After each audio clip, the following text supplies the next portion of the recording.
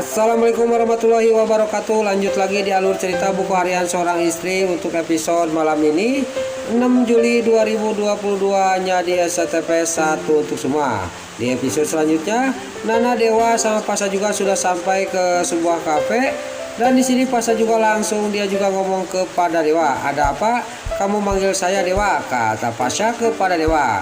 Lalu Dewa juga ngomong kepada Pasha dan dia juga menceritakan maksudnya kepada Pasha, "Kamu harus taruh sama Saskia." Di sini juga pas Dewa ngomong kayak gitu kepada Pasha, di sini Pasha juga sangat kaget.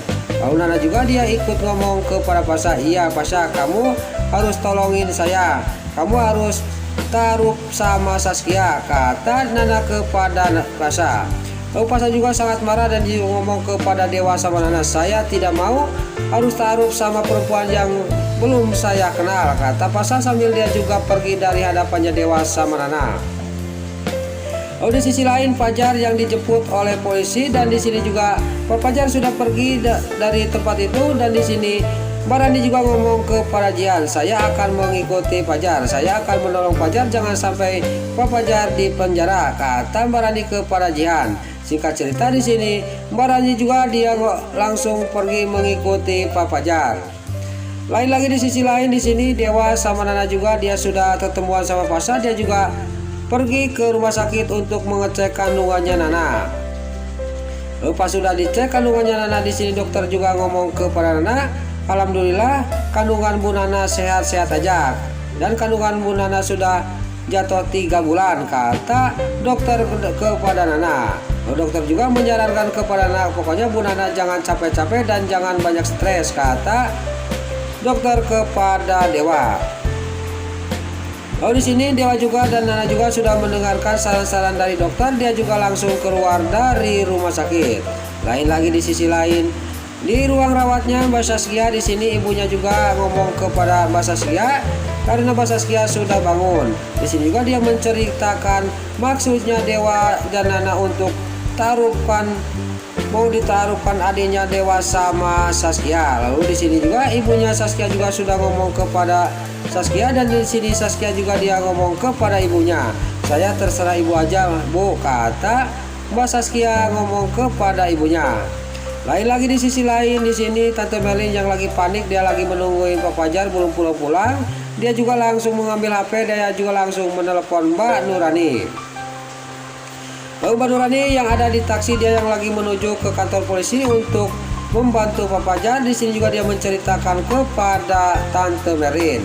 Di sini juga Tante Merin juga sangat kaget, dia juga akan menyusul Mbak Rani ke kantor polisi. Tapi di sini Mbak Rani juga dia ngomong kepada Tante Merin, "Pokoknya Tante jangan ke kantor polisi, itu urusan saya kan pengacara," kata Mbak Rani. Singkat cerita di sisi lain di sini Pak Fajar sana polisi juga dia sampailah ke kantor polisi dan pas sampai ke kantor polisi di sini Pak Fajar sangat kaget karena ada si Alia di tempat itu.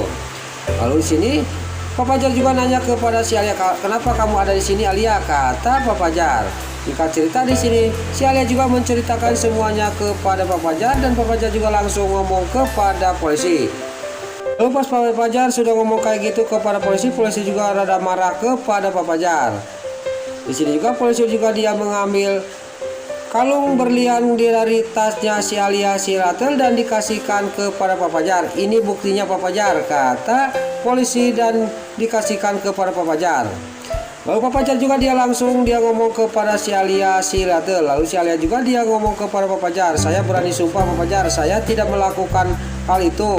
Saya tidak tahu bahwa ada kalung berlian di tas saya," kata si Alia si Ratel.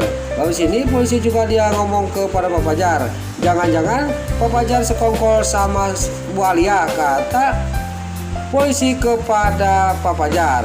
Pas polisi ngomong kayak gitu tiba-tiba Mbak Rani datang dan dia juga menyahut dan menjawab pembicaraan polisi. Lalu di sini Mbak Rani juga dia ngomong kepada polisi, "Saya pengacaranya Fajar," kata Mbak Rani kepada polisi.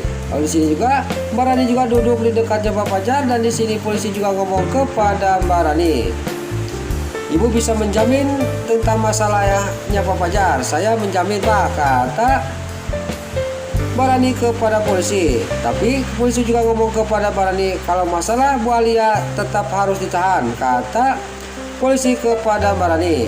Lalu sini juga Barani juga dia mengasihkan kartu anggotanya kepada polisi, dan polisi juga dia melihat kartu anggotanya Barani bahwa benar Barani itu pengacara. Lalu di sini pas dia sudah melihat kartu anggotanya Barani, dia juga langsung mengasihkan lagi kepada Barani. Lalu polisi juga sudah melihat kartu anggotanya Barani, dia juga percaya. Lalu di sisi lain, Pak Fajar juga dia mohon kepada polisi tolong bebaskan si Alia, dan Pak Fajar juga langsung dia juga mohon kepada Nurani minta dibantu si Alia supaya jangan ditahan.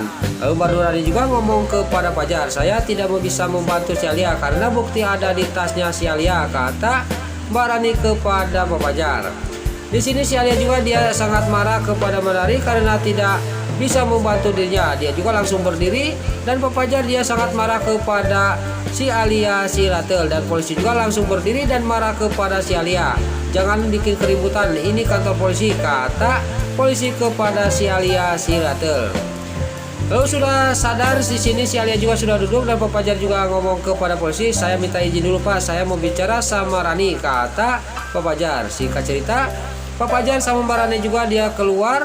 Pas di luar di sini Pak Fajar juga dia mohon kepada Mbak Rani, tolong bebaskan si Alia, jangan sampai si Alia ditahan, kata Pak Fajar kepada Mbak Rani.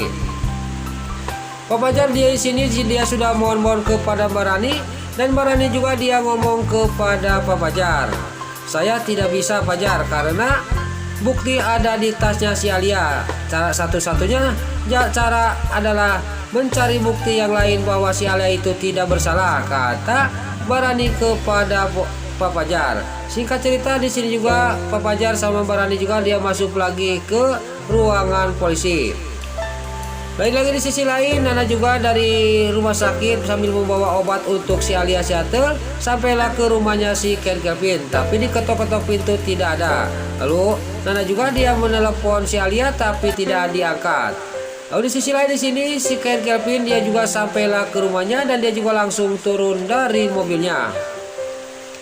Pas dia turun dari mobilnya sambil dia kukulutuk karena mencari adiknya yaitu Ika tidak ada. Di sini dia sangat kaget. Di depan rumahnya sudah ada Nana sama Dewa. Dia juga langsung menghampiri Dewa sama Nana.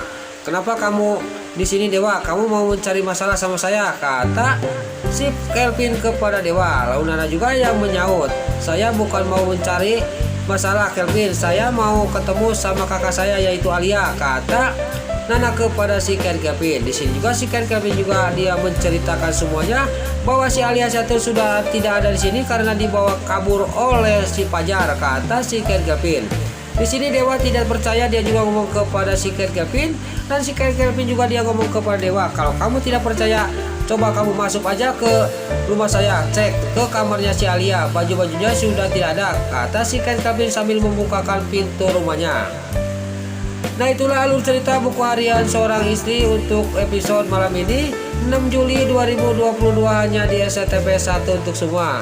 Sebelum Mimin pamit, yuk kita doakan para pemain dan kru BSI semoga diberi kesehatan, dan jangan lupa kita doakan sinetron buku harian seorang istri supaya bisa bertengger di rating nomor 1, amin.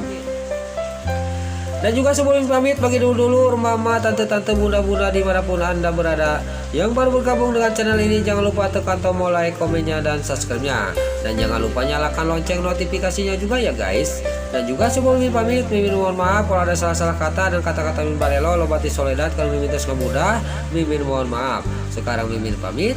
Wassalamualaikum warahmatullahi wabarakatuh. Salam sehat selalu dimanapun anda berada. Terima kasih.